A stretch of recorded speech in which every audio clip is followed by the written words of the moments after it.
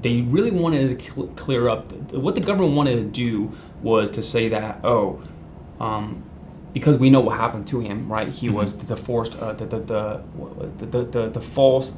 falsely filing or being coerced by the CCP at the time, because he went through the ordeal, right, with the MSS overseas in China, and then he had to file the false complaint and everything else, and they didn't want the defense to bring this up in court in closing.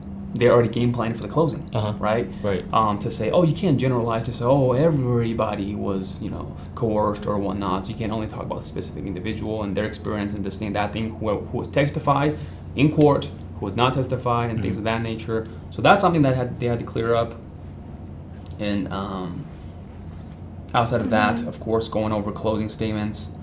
Let me take a look. Yeah, because to let the viewers know, we are getting very close to both legal teams making their closing statements. And this witness, just to clarify one more time for the viewers, this witness was instructed by the MSS of the Chinese Communist Party to file a false report against Miles Guo in China, and he was arrested and detained and interrogated for investing with Miles. Yeah. So that is a reason why I think it gives a really good idea of what will happen if you decide to support Miles or you decide to invest in some of the related entities. So I think that just to clarify that for the viewers. But because it's really been a few episodes. Yeah, it really countered out, because here's the deal. Like with George Higginbotham, the ninth witness.